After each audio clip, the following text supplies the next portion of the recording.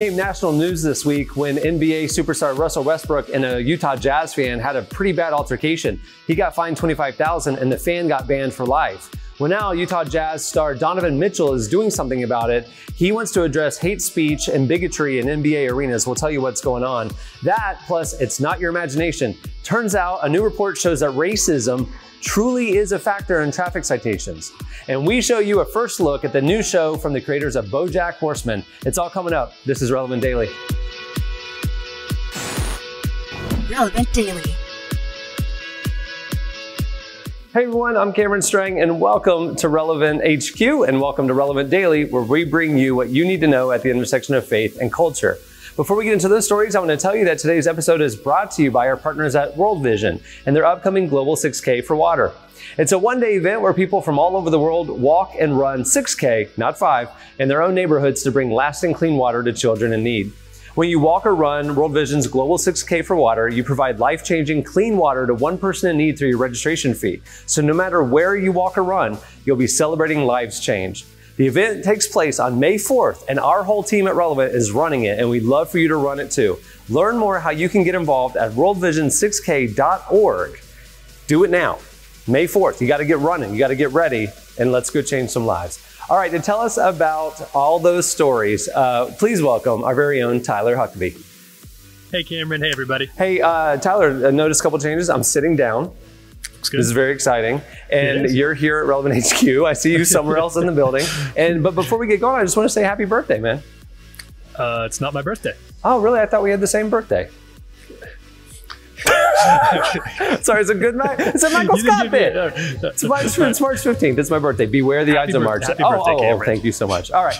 Tell us, and I'm an NBA guy, and you and Jesse and the whole team, all the remote, everybody is here in Orlando because we're all going to an NBA game tonight. Right. Yeah, I can't wait. We got a bunch of tickets for the whole staff. And now we're talking about how horrible fans at NBA games are. I'm not sure that I'm okay with this. Tell me what the news is. Well, it's a good thing we got this story because this will give us some context for what we're walking into tonight. Just for anybody who isn't aware of what we're talking about, a little brief recap. It started earlier this week when Russell Westbrook of the Oklahoma City Thunder was playing a game in Utah against the Utah Jazz, and he was caught on mic doing what sounded like making a threat against a fan, and it sounded pretty bad. But as more context came out, it turned out that what had happened was this fan had said some very racist and homophobic threats himself against Westbrook, and it turned into a very violent altercation. Westbrook has been fined $25,000, but the fan himself got banned from Jazz games for life. But what's really interesting is what's sort of come out of this incident or what's happened afterwards.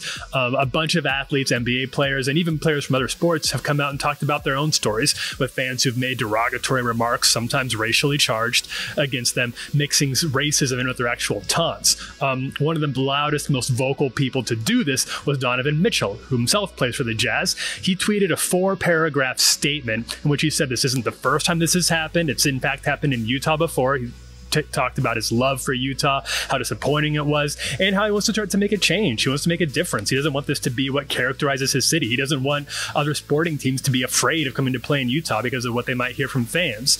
So in the tweet it said, and this is a quote, "I don't have all the answers, but this offseason I will work through my foundation Spider Cares to take a closer look at race issues across the country and see what I can do to help combat against racial inequality." At the end of the quote. And he suggested that he would like to make a move to ban hate speech at these games because right now that is not explicitly laid out in the rules about what they can expect from fans at Utah Jazz games. I can say there is a clear NBA fan code of conduct that is enforced, but you're right, there's like 10 points on it, and hate speech is not one of the things that's itemized. Vulgarity, explicit language, things that would basically ruin the experience for the fans around the person are more what's talked about, and obviously anything that would cross a line physically of a fan entering the area where the players are, that's banned as well. I've seen it because at the beginning of every season, they put this on every seat in the arena. Do they really?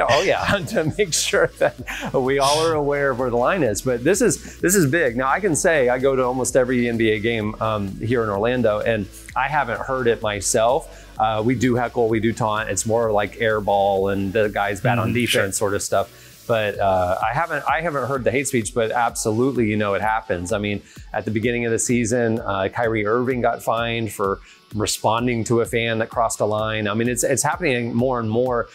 And the NBA is unique because of the access the fans have. And you are right there next to the players, and there's a lot of beer and alcohol, and you're there for a few hours, and you get comfortable, and you just start taunting, and things escalate. And these players are supposed to block it out. I for one, am really glad to hear that the players are speaking up, because I think the league will finally probably do something about this. This is good. Because it gets a little complicated, right? Because there's some sort of gray areas between what's considered hate speech and what just has connotations that can be considered racist or otherwise inappropriate and problematic.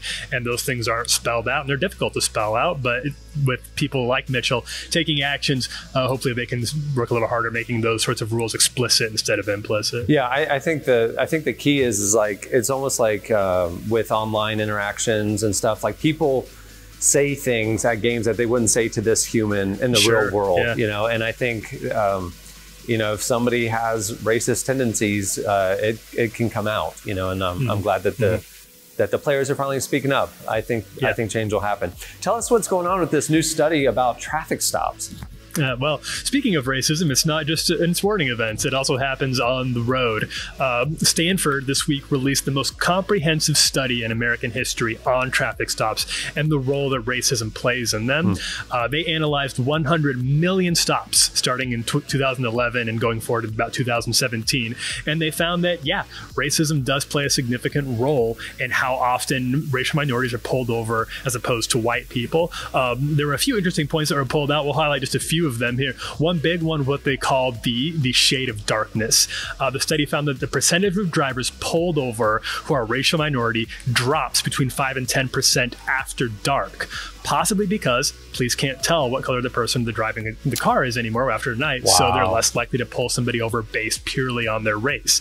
Another interesting thing they found was the bar for searching cars driven by people who are racial minorities is lower than it is for white drivers, even though white drivers are more likely to have illegal contraband in their cars. So statistically speaking, white people do drive with illegal substances more often in their cars, but they're not getting pulled over as much as black people, and certainly not as much as Latino people are. Well, I know that's the case with you, right?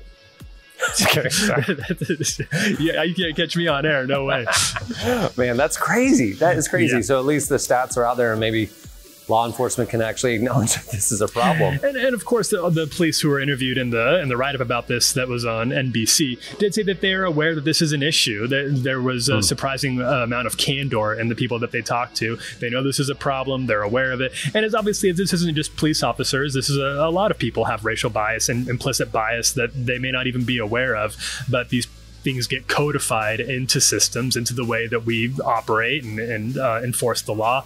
And it's only about highlighting those things and pulling them out that we can start to really address them. Man. All right, well, you brought two really heavy things today. Do you have any cultural tidbits or snippets or trailers for us to end today's Relevant Daily? I hope so. I'm really excited about this one. I'm a big fan of Bojack Horseman. It's one of my favorite shows on Netflix. And the creator of that, one of the creators of that, Lisa Hannawalt, has a new show coming out that's kind of based in the same universe as Bojack. It's not really the Bojack extended universe, but it has the same look and feel. It's called Tuca and Birdie. It's going to be voiced, the stars are going to be Tiffany Haddish and Ali Wong, both of whom we're very excited about. We're very big fans of. And they just released their first look today. Here's a short clip. These are real characters. This is about a friendship between 30-year-old bird women. I want women in the real world to relate to it, even though they're not bird people.